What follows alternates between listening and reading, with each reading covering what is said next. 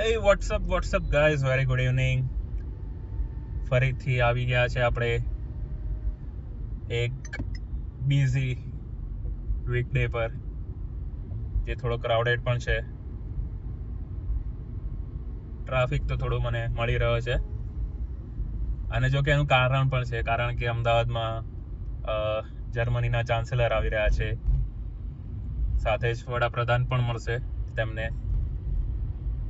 તો શહેરમાં હાલ પૂરતી સાફ સફાઈ થઈ રહી છે. ચારે બાજુથી અવ્યવસ્થિત અને કચરા પટ્ટી, લગભગ જેને આપણે કહીએ છીએ કચરો, તે દૂર કરવામાં આવી રહ્યો છે. ડિવાઈડર્સ પર કલર થઈ રહ્યા છે. રોડના માર્કિંગ્સ ફરીથી તમે જુઓ પ્રોપર કરાવવામાં આવી રહ્યા છે. જો કે ઘણા લોકો એવું કહેતા હોય છે કે ભાઈ, જ્યારે કોઈ વિદેશી નેતા કે અથવા કોઈ મહત્વની વ્યક્તિ આવે ત્યારે જ કેમ શહેરમાં સાફ સફાઈ થાય છે, પણ તેવું હોતું નથી.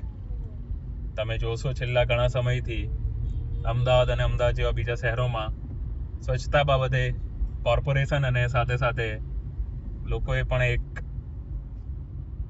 કામગીરી ઝડપી છે તેવું કહી શકાય. હું જે વિસ્તારમાં રહું છું ત્યાં લગભગ રાત્રે શાક માર્કેટ જે છે બંધ થાય 10:30-11 વાગે, એટલે ઓલમોસ્ટ ત્યાં ઘણો બધો કચરો હોય છે. નો વન્ડર એ આપણી જ પ્રજા, આપણી જ જનતા ફેલાવે છે. પણ જો તમે 1-2 કલાક પછી ત્યાં જશો તો એ કચરો ઉઠાવી લેવામાં આવ્યો છે, અને એ રસ્તાઓ ફરીથી એકદમ સાફ સુથરા હોય છે.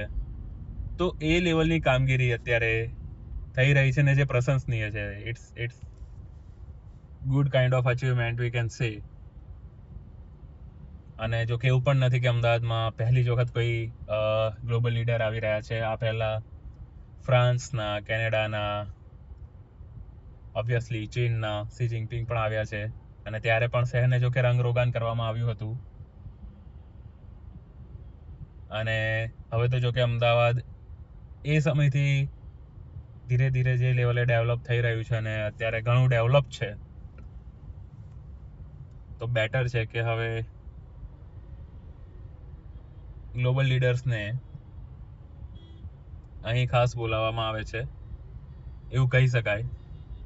કારણ કે જ્યારથી સીએમ નરેન્દ્ર મોદી પીએમ બન્યા છે, અને જ્યારે પણ તેમણે મહત્વની મુલાકાતો કરી છે, તેમણે ગુજરાતને પ્રાધાન્ય આપ્યું છે. અને જો કે આપવું પણ જોઈએ. એક અમદાવાદી તરીકે નહીં, પણ એક નાગરિક તરીકે એ ડાયવર્સિટી જરૂરી છે એવું હું ચોક્કસથી માનીશ. કારણ કે પહેલા ફક્ત એવું હતું કે ભાઈ ઇન્ડિયા એટલે મુંબઈ, દિલ્હી, બબુ તો બેંગ્લોર, ચેન્નઈ, કોલકાતા, પછી ધીરે ધીરે હૈદરાબાદ પિક્ચરમાં આવ્યું, પુણે પિક્ચરમાં આવ્યું, અને હવે અમદાવાદની સાથે સાથે નાસિક, રાયપુર જેવા પણ શહેરો ઉભરી રહ્યા છે. સો એ ડાયવર્સિટી જરૂરી છે, કારણ કે ઓબ્વિયસલી યુનિટી ઇન ડાયવર્સિટી જે આપણે કહીએ છીએ, અને ભારત એક પોતાનામાં પોતે ઉપખંડ છે, દેશ તો છે જ આપણે, અને એ ડાયવર્સિટી આપણે વિશ્વ સમક્ષ મૂકવી જોઈએ.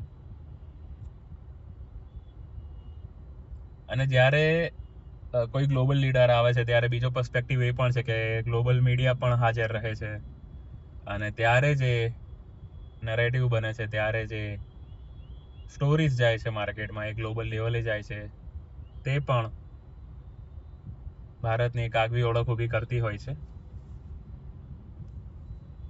નો કોન્ટ્રાડિક્શન હિયર, બટ જે ફેક્ટ છે એ છે. Yes, civic sense, traffic sense મામલે આપણે ઘણું આગળ આવવાનું છે. અને જો કે રાતોરાત પણ થવાનું નથી, ધીરે ધીરે થશે, હેબિચ્યુઅલી થશે, સ્લોલી ને ગ્રેજ્યુઅલી. મેટ્રો સિટીઝમાં લોકો સભાન બન્યા છે, અને જે રીતે અમદાવાદ ડેવલપ થઈ રહ્યું છે, અમદાવાદમાં પણ એ સભાનતા જલ્દીથી આવશે એવી અપેક્ષા રાખીએ આપણે.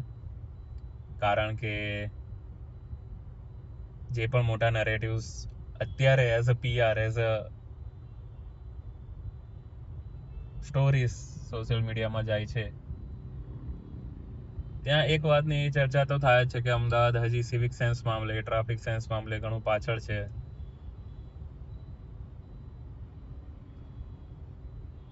તો એ ઓળખ આપણે બદલવાની છે, કારણ કે જ્યારે 3 વર્ષ ઓલમોસ્ટ 4 વર્ષ પછી આપણે કોમનવેલ્થ ગેમ્સ હોસ્ટ કરવાના છીએ અને 10 વર્ષ પછીના ઓલિમ્પિક માટેની તૈયારીઓ આપણે કરી રહ્યા છે,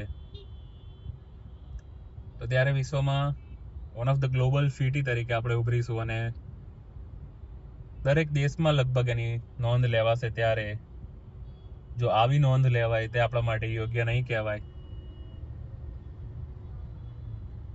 એ પર્સપેક્ટિવ આપણે બદલવાનો છે, એ PR નરેટિવ્સ આપણે બદલવાના છે.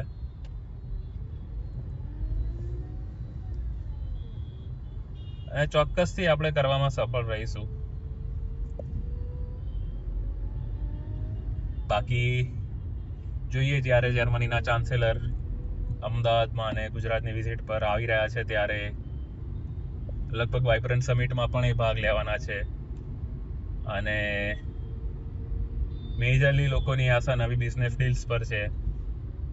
ભારત જ્યારે US અને કેનેડા સાથે ડિપ્લોમસીમાં થોડું બેકફૂટ પર રહ્યું છે, ત્યારે ઇન્ડિયન ડાયસ્પોરા, ઇન્ડિયન સ્ટુડન્ટ્સ માટે યુરોપના દરવાજા ખુલ્લા કરવા એ મહત્વના છે. અને તેમાં રિસેન્ટલી એક રિપોર્ટ આવ્યો હતો કે જર્મનીમાં જે ઇમિગ્રન્ટ્સ છે અને even local white collar job ધરાવતા લોકો છે, તેમાં હાઈએસ્ટ પે ઇન્ડિયન્સ લોકોનો છે, એવરેજ.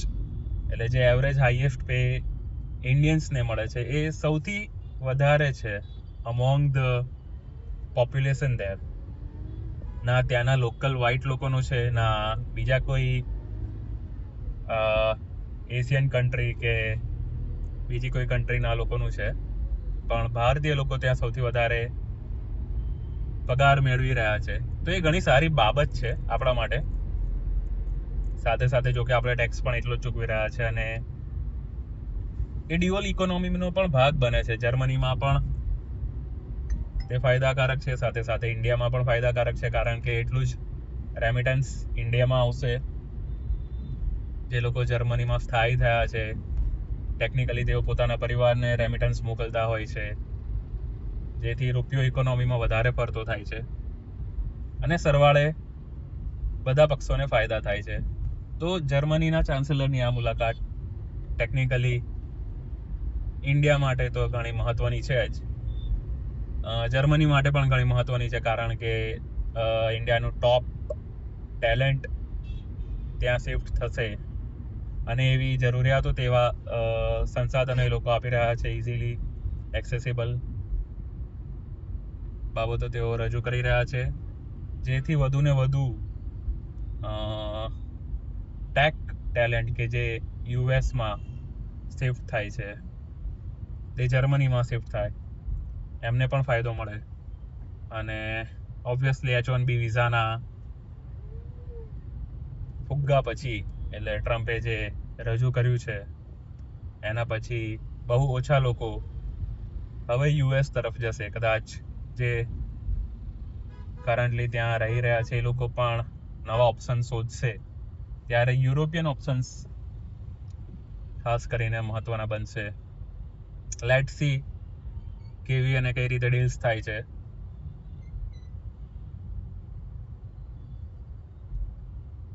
બટ ગુડ, એક દરવાજો બંધ થાય તો બીજો દરવાજો ખુલ્લો રહેવો જોઈએ, અને that's the great thing. Technically that's the good diplomacy I'm seeing by our PM. No wonder દેશમાં બીજી ઘણી બાબતો છે અને ઘણી બધી બાબતોમાં ક્રિટિસિઝમ પણ થઈ રહ્યું છે, બટ જે ફેક્ટ છે એ છે. નેબરિંગ કન્ટ્રીઝ સાથેના ડિપ્લોમેટિક રિલેશન્સ અત્યારે ઘણા ચર્ચા પર છે. એક્સ પર, ફોર્મલી ટ્વિટર, ત્યાં ઘણું બધું કોન્ટેન્ટ તમને જોવા મળશે, ઘણા બધા વિડીયોઝ વાયરલ થઈ રહ્યા છે. એ પણ ચર્ચાવા જરૂરી છે and there should be some healthy discussion. આક્ષેપો પ્રતિ આક્ષેપોથી કંઈ વળવાનું નથી, પણ એ જો નરેટિવ્સ જશે નહીં તો કદાચ સરકારની આંખ ઉઘડશે નહીં. માટે સરકાર માટે પણ સરકારને ટેકનિકલી અરીસો બતાવવો હંમેશા જરૂરી હોય છે. અને જો કે કોઈ વ્યક્તિઓ 100% સફળ હોતા નથી. કોઈ પણ સરકાર 100% સારી હોતી નથી. દરેકમાં લૂપહોલ્સ હોય જ છે. સો એઝ અ સિટીઝન એ આપણી જ ફરજ છે કે એમને ક્રિટિસાઇઝ કરીએ, એમને અરીસો બતાવીએ, જેથી સરકાર વધુ સારું કામ કરે એ આશા રાખીએ. Closing on this note, see you with another topic. Have a good day. Bye bye.